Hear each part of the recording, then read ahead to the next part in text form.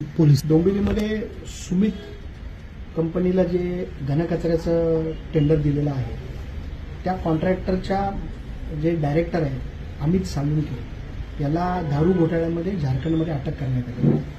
असे सुसंस्कृत कॉन्ट्रॅक्टर आम्हाला डोंबिवलीमध्ये नको आहे, म्हणून या कॉन्ट्रॅक्टरचा ठेका लवकरात लवकर रद्द करावा. आम्ही या ठेकेदाराच्या आणि या कॉन्ट्रॅक्टच्या विरोधात मोर्चा देखील काढला होता. उद्धव बाळासाहेब ठाकरे पक्षाकडून तीव्र मोर्चा देखील या विरोधात काढण्यात आला होता, परंतु प्रशासनाला जाग आलेली दिसत नाही. आता या बातमीनंतर तरी प्रशासनाला जाग येईल आणि या कॉन्ट्रॅक्टरचा ठेका लवकरात लवकर रद्द होईल. कारण हा जो कॉन्ट्रॅक्टर याला कुठलाही अनुभव नसताना ठेका दिल्याच्या नंतर यांची कंपनीची स्थापना झाली. पेस्ट कंट्रोल आणि हाऊसकीपिंगचं काम करणाऱ्या माणसाला जेव्हा ठेका दिला जातो तेव्हा आमची एवढीच विनंती राहते की हा ठेकेदार बोगस आहे आणि याला जे काम दिलंय ते बोगस पद्धतीने कल्याण डोंबिवलीमध्ये काम सुरू आहे. 85 कोटी रुपये दर वर्षाला या कॉन्ट्रॅक्टरला दिले जाणार आहेत आणि ते पैसे देण्यासाठी टॅक्सची भरमसाठ वाढ कल्याण डोंबिवलीच्या नागरिकांवर लादलेली आहे आणि ही जी अनैतिक जी टॅक्सची वाढ आहे ती रद्द करावी आणि हा ठेका लवकरात लवकर रद्द करावा अशी विनंती माझी प्रशासनाला राहणार. या कंपनीला ठेका जो देण्यात आला तो 9 ऑगस्ट 2024 देण्यात आला आणि या कंपनीची स्थापना आपण बघाल तर 28 ऑगस्ट 2024 झालेली आहे.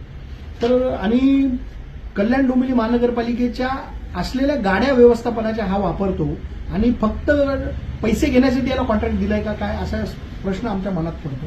ठेकेदाराला अजूनपर्यंत ज्या पहिल्या महिन्याचं बिल दिलं गेलेलं नाही, कारण यांनी कामामध्ये दिरंगाई केलेली आहे असा काही अहवाल आमच्या समोर आलेला आहे आणि हा कॉन्ट्रॅक्टर पुढेही काम करणार नाहीये असं आम्हाला ठाम वाटतं. म्हणून याचा ठेका तातडीने रद्द झाला पाहिजे.